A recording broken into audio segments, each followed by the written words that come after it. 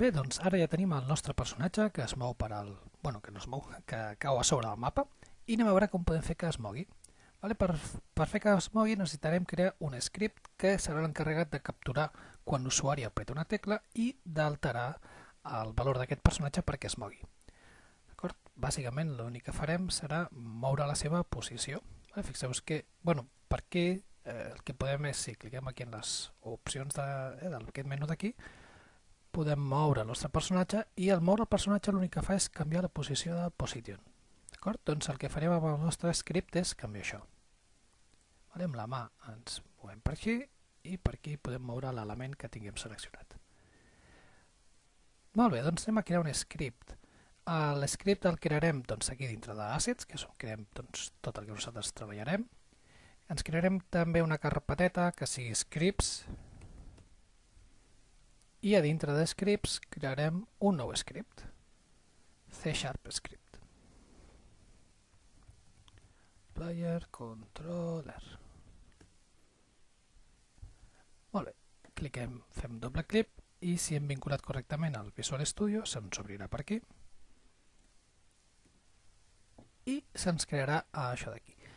Hem de tenir en compte diverses coses importants. Primer, el nom de la classe. Si us fixeu, Player Controller és un script C#. El nom de la classe s'ha de dir exactament igual al nom de l'arxiu. Per tant, si li canvieu el nom de l'arxiu, també li heu de canviar el nom de la classe. Si no, us donarà un error i no us deixarà funcionar. I aquí, per defecte, ens crea dos mètodes, el mètode start i el mètode update. Start és el mètode que es crea, que s'executa a l'inici de tot, un cop s'ha creat aquest GameObject, i update s'executarà en cada frame, cada frame del nostre joc. I com podem fer ara perquè quan l'usuari apreta una tecla se'ns mogui aquest objecte? Doncs primer de tot el que intentarem és capturar quan l'usuari ha apretat una tecla. Per fer-ho utilitzarem l'objecte aquest input i aquí input podem obtenir si l'usuari ha apretat una tecla en concret. Diem, retorna'm si està apretada una tecla i el codi de la tecla és, per exemple, si anem a veure si podem anar a la dreta, la tecla D. Per això deixem així. El getKey què retorna? GetKey ens retorna un true o un false. Fixeu-vos que ens retorna un boolean. Retornarà true si l'usuari, si aquesta tecla està apretada.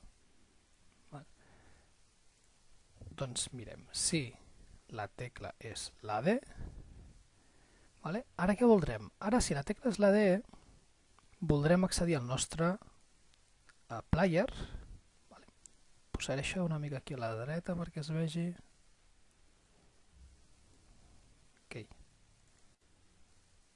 Doncs si l'usuari ha apretat la D, voldrem accedir al player i del player voldrem modificar la seva posició. D'acord? Al player com hi accedirem? Doncs per accedir al player el que hem de fer és vincular l'script al que seria el player en si. D'acord? Doncs això ho fem molt fàcil, que simplement agafem el nostre script i el posem a sobre del player. Ara si cliquem al player ja té l'script vinculat. També podríem venir per aquí i buscar-lo. Player controller. D'acord? Però nosaltres ja l'hem afegit. Aquí tenim el nostre script. Si en algun moment volem saber on està aquest script, cliquem aquí i automàticament se'ns seleccionarà. Tinc aquí, clico i aquí veieu que el tinc seleccionat. Doncs ja tenim el nostre JavaScript, el nostre C# vinculat a l'objecte. Ara el que hem de fer és accedir a Transform. Com accedeixo al Transform? Per accedir al Transform primer hem d'accedir al propi objecte, això és el GameObject, i un cop ja estic en el propi objecte accedeixo a la seva propietat Transform, el seu component Transform. Realment el GameObject aquí no fa falta posar-lo perquè Transform és un component que sempre està disponible i per tant no fa falta que l'indiquem, però nosaltres anem a posar-lo, indiquem aquí Transform i l'indicarem que volem transformar, del transform volem canviar la position. Vale? Position té tres valors. Si fiquem aquí, doncs serem que tenim la x, la y i la z. Vale? Però si intentem modificar la x, per exemple, veurem que no ens deixa. Vale? I no ens deixa perquè ens diu que no es pot modificar el valor perquè no és una variable, vale? És un valor estàtic, la x. I això és perquè no hem de modificar la x, sinó que hem de modificar position en si. I què és position? Si ens posem a sobre veurem que és un vector de tres valors. Al final és un array que té una x, una y i una z. I què hem de fer aquí? Doncs li hem d'assignar un nou valor. Quin valor li hauríem de donar? Doncs segurament li haurem de donar el mateix valor, però si em vull moure cap a la dreta, el que farà serà augmentar l'eix de les x. Llavors anem a crear-nos aquest nou valor, que això serà un vector, és una posició, vector 3, nova posició, igual a transform.position. Aquí obtenim la posició que té actualment, aquest GameObject. Recordeu que no fa falta posar el GameObject davant. Ara, aquesta nova posició podem incrementar-la i dir-li, doncs, aquesta nova posició en la x, aquesta nova posició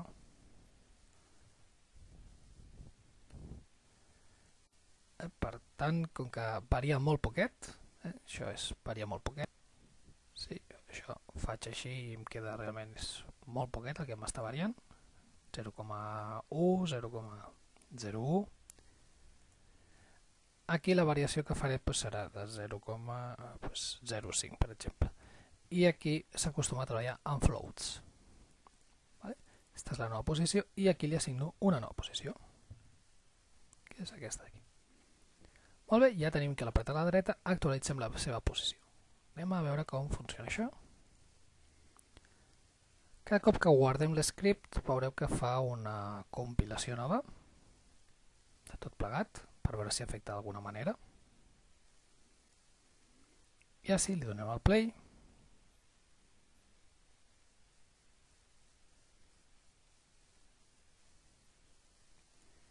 I apretem a la dreta i veurem que bé, això se'n va. Ara ens falta que ens moguem cap a l'esquerra. Però aquest moviment el fa una miqueta molt ràpid, molt brusc, i realment aquí tenim un petit problema de jugabilitat, i és que com que aquest moviment l'estem fent, aquest increment l'estem fent en cada actualització de frames, això farà que si el processador actualitza els frames més ràpid, aquest moviment es produirà de forma més ràpida, i si és més lent, aquest moviment serà més lent. I nosaltres realment el que volem és que qualsevol usuari tingui la mateixa experiència de joc, no? Que el personatge es mogui igual de ràpid independentment d'on s'estigui executant. Per fer-ho utilitzarem un altre mètode que és el fixedUpdate. fixedUpdate és un mètode que també s'executa cíclicament, però que s'executa o s'intenta executar sempre a uns 50 vegades per segon, és a dir, cada 0,02 segons. Hi ha una altra alternativa, és multiplicar aquesta posició per el que és el delta time, que bàsicament el que ens fa seria el mateix que aquí el fixedUpdate, és adequar aquesta velocitat d'aquí a un delta time, a una velocitat que sigui uniforme per tots. Nosaltres optarem per moure-ho dintre del fixedUpdate, si no, doncs hauríem de venir aquí i multiplicar-ho per time.deltaTime. Aquesta seria una de les opcions.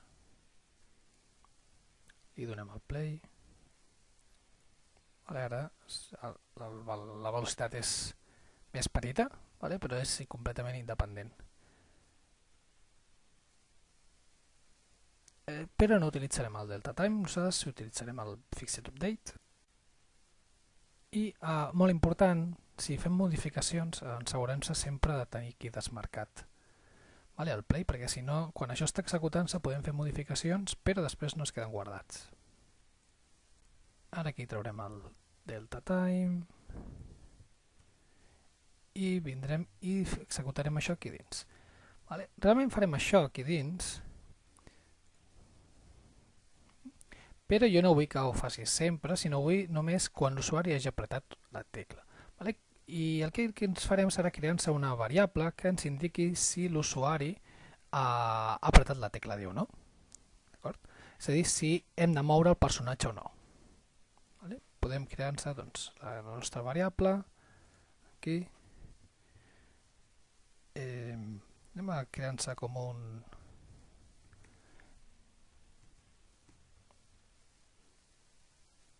Sí, per què no? Ho crearem com un int i mirem si es mou el personatge, si és un 0 és que no es mou, si és un 1 indicarem que es mou cap a la dreta. Aquí es mou cap a la dreta i vindrem aquí dins i li direm que si es mou és igual a 1, llavors que el mogui cap a la dreta. D'aquesta forma també podrem moure el personatge encara que no sigui a través d'això. És a dir, podem tenir algun efecte que faci que es mogui el nostre personatge a la dreta. Simplement si canviem el valor aquest. Sí que un cop ja hem mogut el personatge, li posem el valor a 0 perquè deixi de moure's. Si no, això cíclicament s'aniria cridant. I venim per aquí, executem.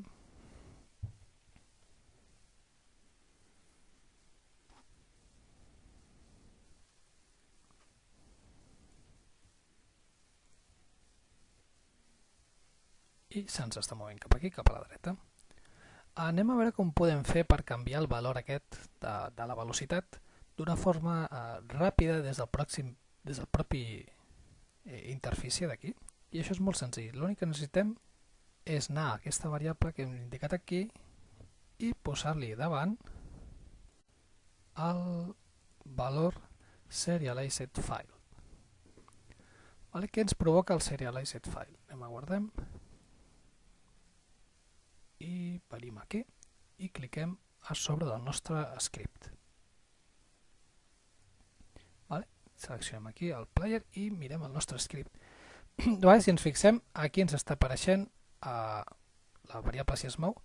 Aquí ens hem equivocat perquè realment nosaltres no volem que sigui pública es mou, sinó que volem que sigui pública el valor amb el que volem que es mogui. Per tant, aquí traiem aquest serialized file d'aquí dins i el que voldrem canviar és aquesta velocitat d'aquí de moviment. Això no volem que sigui un valor fixe, sinó que sigui una velocitat de moviment. Per tant, ha de ser una variable a un valor aquí genèric. Definirem com un float, velocitat de moviment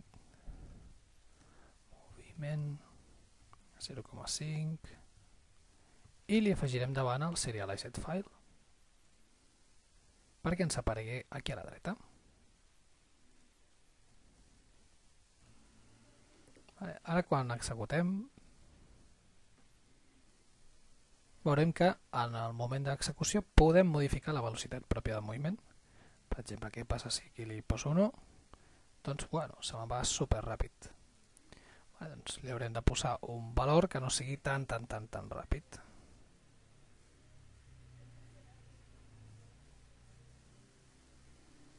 Per exemple, un 0,6. Crec que aquí era el 0,05, que si no era molt ràpid. Venim ara sí.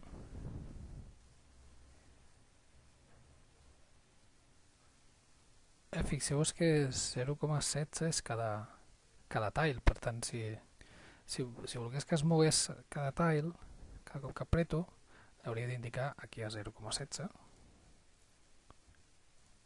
A veure, el nostre personatge, i aniria avançant un tall cada cop que apretem la tecla. Cada 0,20 segons es mouria un tall. I, bueno, és bastant ràpid. D'acord? Llavors, bueno, una miqueta més petitet, més a poc a poc. 0,9. Vinga. Ara ens falta que se'ns mogui cap a l'altra banda. Per fer el moviment cap a l'altra banda utilitzarem una altra forma d'obtenir el moviment, que és utilitzant els axis. Els axis seria els botons que està utilitzant l'usuari per moure. Quin és l'avantatge de l'axis? Clar, si us fixeu, si jo li poso el D, m'estic limitant a utilitzar un teclat, però si jo utilitzo un joypad o utilitzem el mòbil, doncs potser no hi ha D, tindrem un altre sistema de control. Amb Axis el que estem fent és obtenir el sistema de control que tinguem per aquell moment, i per tant és algo més versàtil. Com ho podem fer? Doncs també és a través de l'input, i aquí podem fer el mètode d'aquest axis, i aquí dintre li indiquem quin axis volem obtenir. En aquest cas, el moviment horitzontal.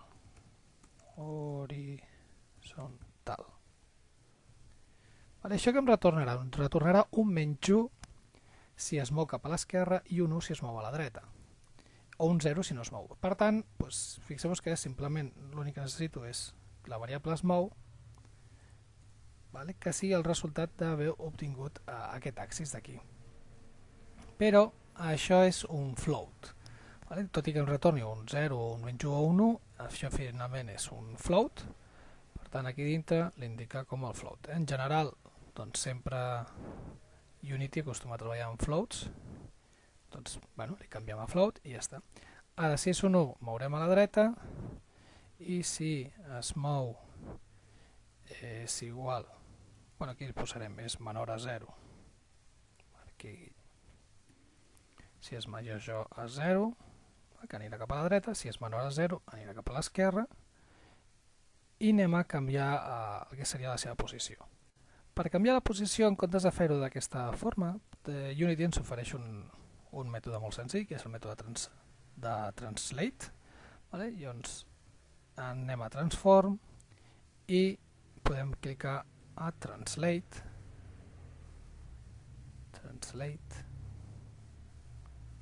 i aquí li diem cap on volem que faci la translació, el moviment. Al final el que ens fa és això d'aquí, és incrementar o decrementar un eix. Però si jo vull que això se'm mogui cap a l'esquerra, en aquest cas, Unity m'ofereix crear un vector 3 cap a l'esquerra, left, que cap a l'esquerra simplement serà un vector format per un -1, un 0 i un 0. És un vector a l'esquerra, però d'aquesta forma ja ens ho crea ell. És molt més ràpid de llegir i li puc multiplicar per la velocitat.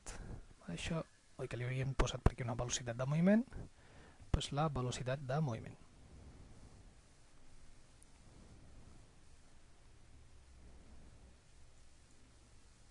Estem fent absolutament el mateix que fem abans, però primer i només... i ens falta les mou és igual a 0. Bé, en comptes de fer-ho en 3 línies, ho hem fet en una única línia i queda molt fàcil llegir. Es mou aquesta posició, aquest vector transform, me'l mous a l'esquerra amb una certa velocitat. I anem a veure com això funciona.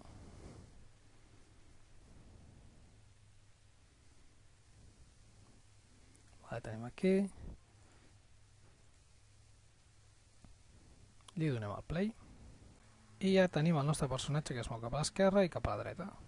Per fer que salti, doncs tornem al nostre script i aquí li direm que seguint la mateixa lògica que abans, si a l'input get key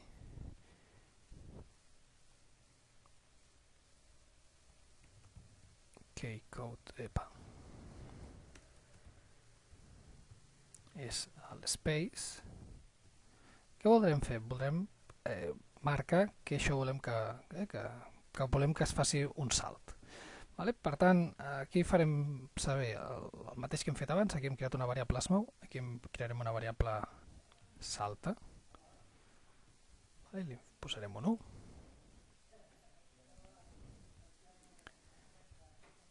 Int salta igual a 0, salta igual a 1, i ara farem que aquí baix que si salta és 1, que faci un salt. Abans de seguir per això, fixeu-vos que com que aquí estem obtenint l'axis horitzontal, realment aquest codi és completament irrellevant. El podem eliminar.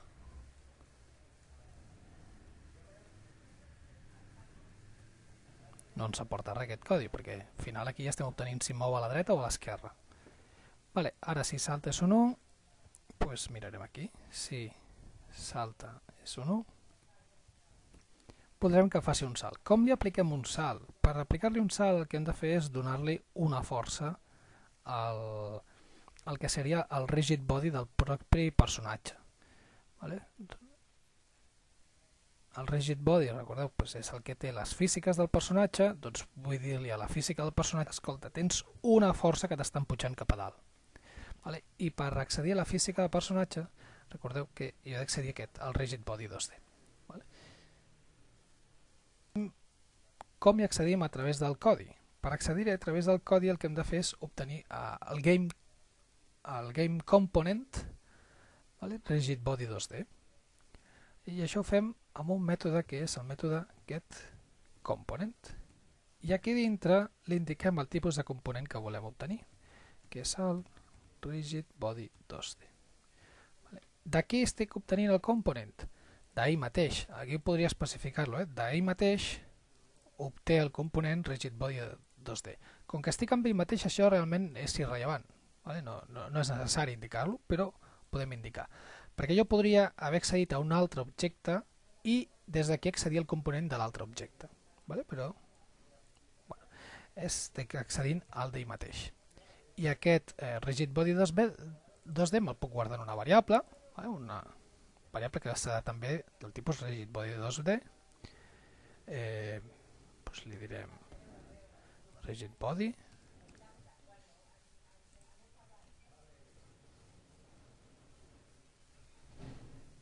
Això, haig de fer-ho més gran. I ara què necessito? Necessito aplicar-li una força cap a dalt. Per aplicar-li una força cap a dalt, el que faré és utilitzaré una funció que és addForce. AddForce és afegeix una força, i aquesta força vull que sigui cap a dalt de tot. Aquí què rebrà? Doncs fixeu-vos un vector. Sempre que aplico forces li he d'indicar cap a la direcció, i la direcció s'indica amb un vector, que al final és un array de dos valors que m'indica una x i una y. Doncs vinga, creem aquí un new vector. Com que és un rigid body 2D, el vector és 2D, només té x i y. Si fos 3D seria un vector de 3 posicions.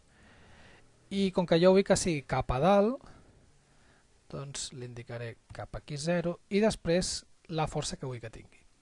Farem el mateix que hem indicat aquí amb la velocitat de moviment. Aquí ficarem velocitat de salt, per indicar com volem que salti. I què més ens falta indicar aquí? Aquí ens falta indicar com volem que s'apliqui aquesta força. En aquest cas volem que sigui un impuls.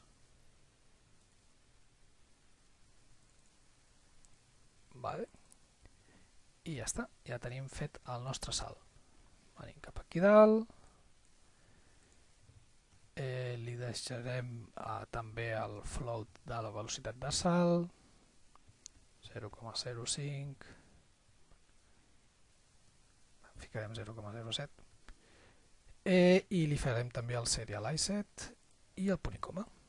Serialize, recordeu que és perquè sigui accessible des de fora. Ara ja venim aquí, ja hi podrem accedir d'aquí fora.